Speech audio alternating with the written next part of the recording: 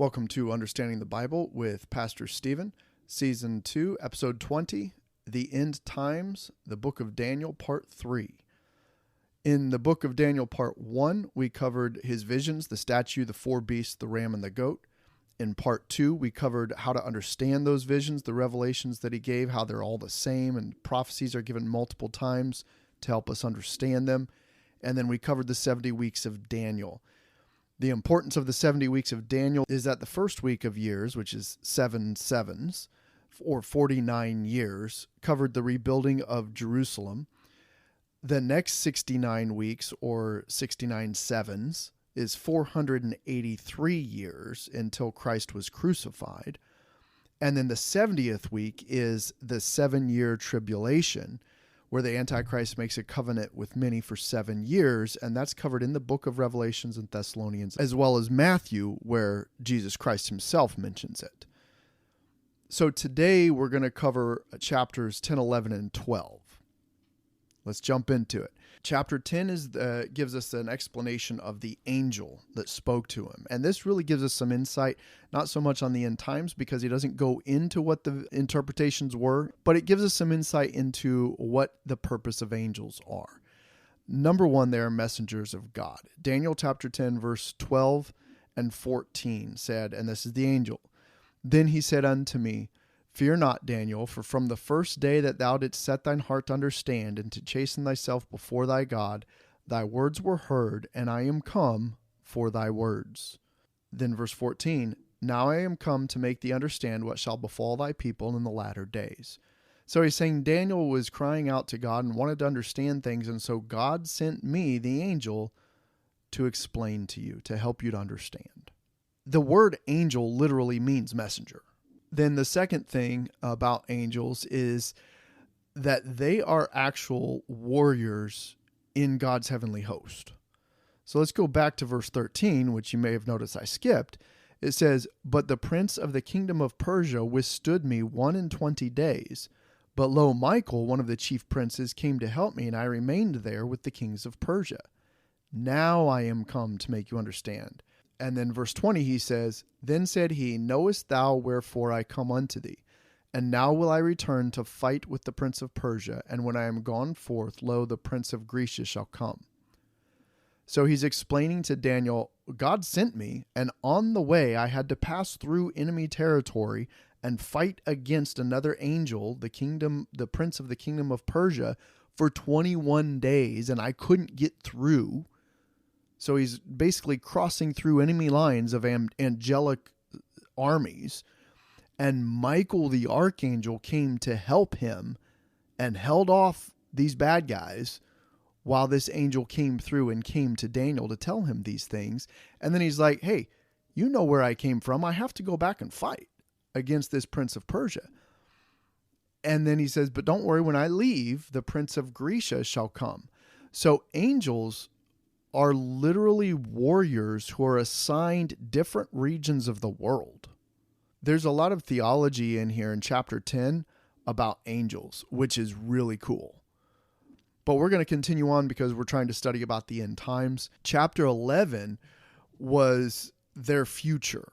So this was Daniel being told what the future is going to be, and it's clearly our history. It was much more detailed in the visions he had. They gave specifics about the kingdoms.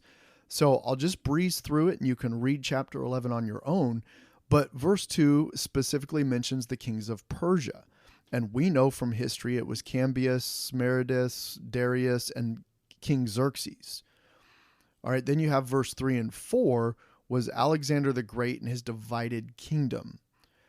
From verse 5 through verse 20, it mentions the different kings and their wars. So I'm just going to breeze through this really quick because I'm not too concerned with history. I'm more concerned about the future events for us, which is the end times, okay? Number one, these verses talk about Ptolemy, which was the son of Alexander's general who ruled Egypt. It tells us about Seleucus or Seleucus. I'm not sure how to say that. Seleucus I, who married the daughter of Ptolemy in verse 6. Then it explains to us another Ptolemy, Euergetes III, in verse 7. Verse 9 mentions what we know to be Seleucus Callinicus, and verse 10, Seleucus Cyrannus and Antiochus the Great. And then in verse 20, it mentions the extractor or the raiser of taxes, which we now know as Helidorus, the prime minister. So there's lots of history here that we can clearly point to that these things happened in chapter 11. But for Daniel, it was very explicit detail of what is going to happen and what wars and how the countries are going to be broken up. The other thing to remember about these prophecies is a lot of times they are double prophecies, as we've mentioned before. So double prophecies are very quickly a prophecy that is meant specifically for that time period or for that people like the Jews that is going to take place fairly soon in the history of the world, as well as it being a direct prophecy relating to the end of the world. So we've talked about this on the last episode, how if you're standing on a hilltop and you're looking across to another hilltop and there's a third hilltop behind that, you may see something on the second hilltop superimposed over something that is happening on the third hilltop. And if we're talking prophecies and visions of the future with many years in between in these valleys between the hilltops, you could see how you might mistaken the second and third hilltop for being the same thing until generations later somebody lives through it and realizes, oh, this already happened and yet it's still going to happen, the second and third hilltop. So that's just a quick metaphor to kind of explain a double prophecy where there's one prophecy but of two different events that are yet to come. And then also chapter 11 really gets into the types. When we're talking Old Testament, there are what is known as types of Christ in the Bible, or types of the Antichrist, which is what we have here in chapter 11. A type is someone who has the characteristics of something yet to come in the future. And so you can clearly see that this person is acting out the things that are yet to happen in the future as well. So here's a real big example that a lot of theologians and pastors are very well aware of, is that the first priest of the Jewish nation his name was Melchizedek. And he was the first recognized official priest of the Almighty God. Now, he is called a type of Christ. Melchizedek was not Christ. He did not purge the Jews of their sins of the world. However, because of the sacrifices that he did to God on behalf of the people, he is called a type of Christ. He was the first priest. Well, Jesus Christ is the ultimate priest when he did that sacrifice for us to God the Father to pay for all of our sins. His blood on the cross, the shedding of his blood, was the ultimate priesthood sacrifice. Now, if you look at Hebrews 6, verse 20, it says, even Jesus made an high priest forever after the order of Melchizedek.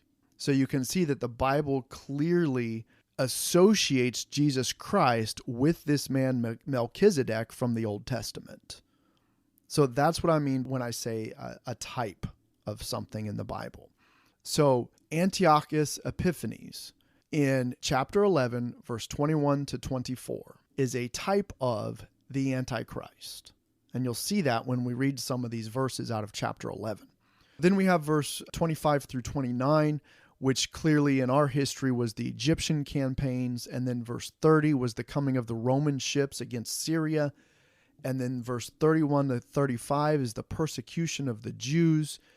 And then all the way through verse 45 was Antiochus, which is a type of the Antichrist. So Antiochus Epiphanes actually did some of the things that the Antichrist is going to do. So I'm going to read those verses to you. Daniel chapter 11, verse 36 through 39. And the king shall do according to his will, and he shall exalt himself and magnify himself above every god, and shall speak marvelous things against the God of gods, and shall prosper till the indignation be accomplished. For that is determined shall be done. Neither shall he regard the God of his fathers, nor the desire of women, nor regard any God, for he shall magnify himself above all. But in his estate shall he honor the God of forces, and a God whom his fathers knew not shall he honor with gold and silver, and with precious stones and pleasant things. Thus shall he do in the most strongholds with a strange God, whom he shall acknowledge and increase with glory, and he shall cause them to rule over many, and shall divide the land for gain.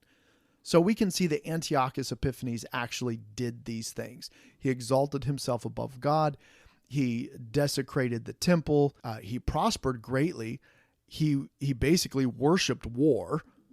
All right, so the God of force, right, is what it said there in verse 38. And he ruled over many and divided the land. Now, that is a type of Antichrist, because the Antichrist is going to do those same things and desecrate the temple and worship a God whom his fathers knew not, because we know that the Antichrist is actually going to worship Satan. So you look at Daniel 12, verse 1, and it says, "And at that time shall Michael stand up, the great prince, which standeth for the children of thy people.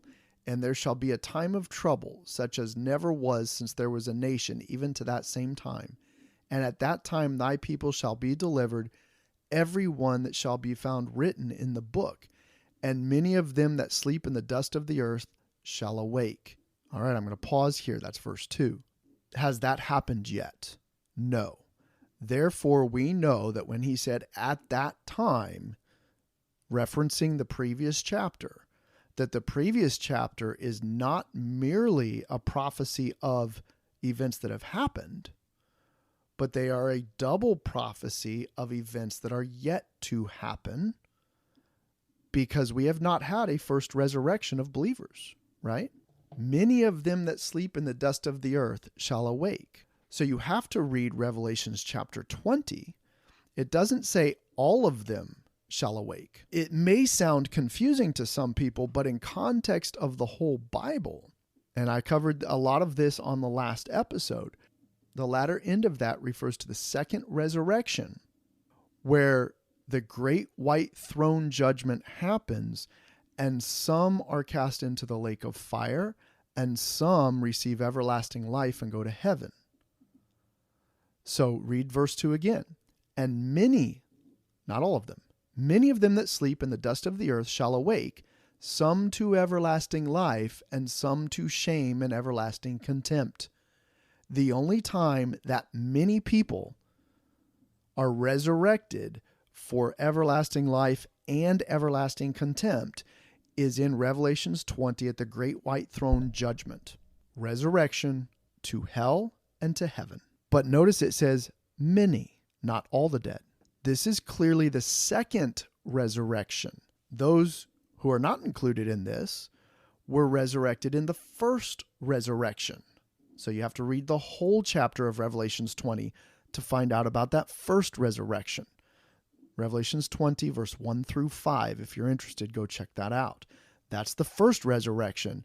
But Daniel 12:2 is talking about the second resurrection. That is why Daniel 12:1 says, "And at that time thy people shall be delivered, every one that is found written in the book of life." It is not talking about a rapture. After this terrible time, everyone found written in the book of life will be delivered. And we know it's not talking about a rapture because of Revelations chapter 20. The whole Bible works together. And it's very, very important that you don't get confused when you're trying to read these prophecies of the end times. Daniel 12:3. "And they that be wise shall shine as the brightness of the firmament, and they that turn many to righteousness as the stars forever and ever. But thou, O Daniel, shut up the words and seal the book, even to the time of the end. Many shall run to and fro, and knowledge shall be increased. Then I, Daniel, looked, and behold, there stood other two, the one on this side of the bank of the river, and the other on that side of the bank of the river. And one said to the man clothed in linen, which was upon the waters of the river, How long shall it be to the end of these wonders? And I heard the man clothed in linen, which was upon the waters of the river, when he held up his right hand and his left hand unto heaven, and swear by him that liveth forever, that it shall be for a time, times, and a half." That's 1 year, 2 years, and a half. 3.5 years. And when he shall have accomplished to scatter the power of the holy people, all these things shall be finished. And I heard, but I understood not. Then said I, O my Lord, what shall be the end of these things? And he said, Go thy way, Daniel, for the words are closed up and sealed till the time of the end. Many shall be purified and made white and tried. We're talking about death here, martyrers, made white and tried. But the wicked shall do wickedly, and none of the wicked shall understand, but the wise shall understand. And from the time that the daily sacrifice shall be taken away, that's the middle of the 7-year treaty where the Antichrist goes in, stops the sacrifices, and declares himself God in the temple. And the abomination that maketh desolate set up, there shall be 1,290 days. Blessed is he that waiteth, and cometh to the 1,335 days. All right, so this is pretty important here, and this is crucial if you really want to understand the time frames in the actual days. 1,260 days is a Hebrew 360-day year times 3.5. Verse 11 said, from the time that the sacrifice is taken away will be 1,290 days. That is 30 days longer than 3.5 years. And then it says, blessed is he that waits and cometh to the 1,335 days. That's another 45 days. But go thou thy way till the end be, for thou shalt rest and stand in thy lot at the end of the days. At the end of the 7 years, Jesus is coming back, and he will capture Satan, if you read Revelations, and he will bind him for 1,000 years. And Jesus talks about a feast, marriage feast of the Lamb, and he talks about the birds of the air, all the birds of the earth coming to feast on the dead bodies of the kings and the armies of the world who Jesus defeats at the Battle of Armageddon. So the end of the 7-year tribulation is Jesus coming and destroying the Antichrist and the armies. And I think there's a 30-day period where maybe it's a cleanup of all the dead bodies and the burying and trying to get life back to normal for those that are left. And then you have a 45-day period, which could be the feast days of Jesus being crowned king and him resurrecting. If you read Revelations 20, that first resurrection, him resurrecting those who were martyred during the 7 years and giving them authority to judge the people that killed them and setting them up to be rulers around the world, because the Bible says that those people who are martyred are going to be blessed and rule with the Lord for 1,000 years. So they're going to be resurrected, have these new eternal bodies, and they're going to be reigning with Christ on the earth for 1,000 years. So I think there is a very human explanation for this extra 30 and 45 days. So a total of 75 days. Now it could be, we don't know, it could be that this is a 75-day period after the Battle of Armageddon, and then the 1,000-year reign of Christ starts after that. Or it could be part of the 1,000-year reign of Christ. I don't know. But there's clearly a 30-day period and then another 45-day period. So it's going to be a time of happiness for us. It doesn't really matter what happens during that 75-day period. It's just very interesting that this is mentioned to several different places in the Bible, that you will be blessed if you are able to come to that time period. So the conclusion of the book of Daniel. How do we know Daniel wrote the book in the 6th century? Well, he lived 620 to 538 BC approximately. His prophecies covered specific historical events from that period until about 33 AD, so about a 600-year period in his future. And of course, his famous 70th week, which is the end of the world. Ezekiel, the 6th century prophet, mentioned Daniel 3 times in his book. Second thing, we know that everything he prophesied actually came to pass. He was accurate. The third thing is Jesus himself acknowledged Daniel as a prophet of the end times. Matthew 24:15, Jesus said, when you therefore shall see the abomination of desolation spoken of by Daniel the prophet. Bam, there we go. Jesus affirmed that Daniel was a prophet, so we know it's true and we can trust him. So here's the stuff that we need to know about Daniel. The 70th week time frame is this. The 70th week is 7 years. It's a 7-year tribulation period. 3.5 years is of the Antichrist coming to power with 10 kings in a one-world government. 3 of them rise up. 1 of those becomes the Antichrist. Halfway through the 7-year treaty period, he desecrates the temple of the Jews, declares himself God, and the next 3.5 years he makes war against the Jews and all believers of the one true God. At the end of that time period, Jesus Christ comes back, and we have that 75-day period and the 1,000-year reign of Christ. So here's why it's important, and this is the final thing that I have for you today, is we know these things are coming. The Bible predicts it. So 3 things we need to do. Get ourselves right with God, witness to others before this stuff happens. The one world government, the mark of the beast, the hunting down of believers. And 3, you need to prepare your house to be able to provide for your family during this time. Here's what that means. A lot of people will say, well, you need to prepare for the horrible times. You need to prepare for the end, and they won't tell you what to do. I'm going to tell you what to do. All right. Number 1, we know that believers in God, in Jesus Christ, are not going to be raptured. We will be persecuted, hunted down, and killed by cops, military, whoever else in government is running this one world government, right?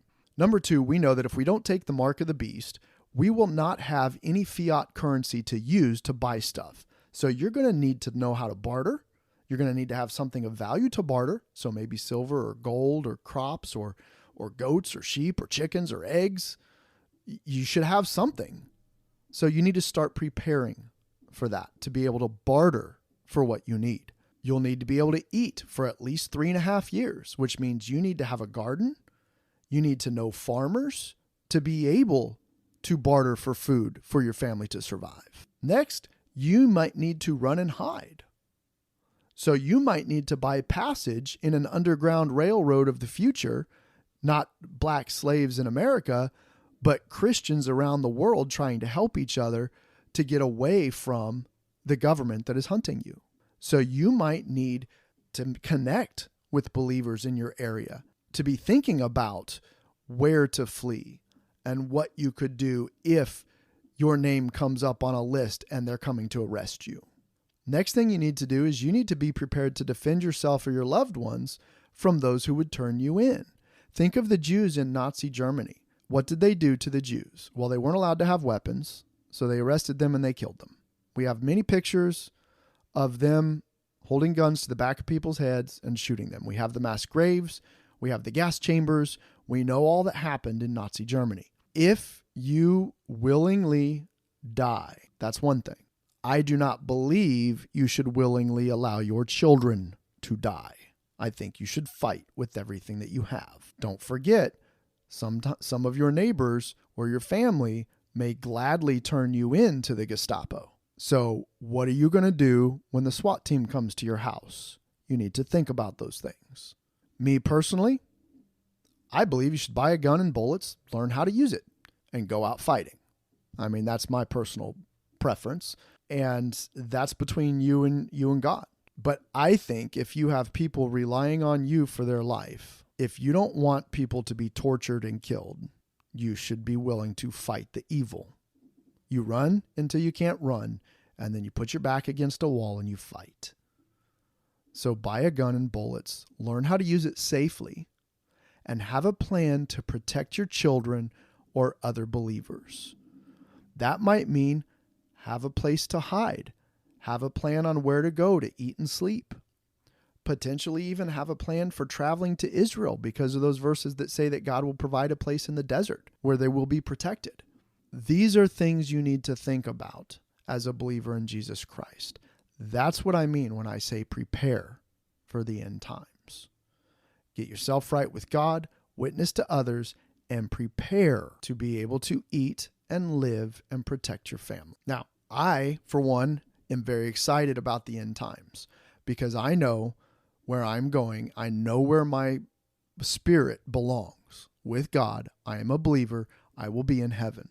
And I pray for the protection of my family, my children, my wife, and my loved ones around the world. But I know that some of us will die, and that's okay, because when we die, our suffering on earth is over and we'll be in heaven. But I am very excited about the ability to witness to others, to know what's going to happen, and to actually have a time frame once these things kick off. So I'm pretty excited about knowing the future. I hope you are too. If you have any questions, you can email me at angrypatriot42@yahoo.com. I will respond personally, and I would greatly appreciate it if any of you find it in your heart to donate to my podcast. You can go to my page and just click on support this podcast with the little dollar sign. $1, $5, $10 a month. If you could afford that, that would be a great blessing to me. And I greatly appreciate those of you who make this podcast possible by your donations. Again, I will never sell my preaching. So if you don't want to donate, you don't have to. Now, next time we'll start diving into the book of Revelation and some more of the end times events. Until next time, may God bless you all.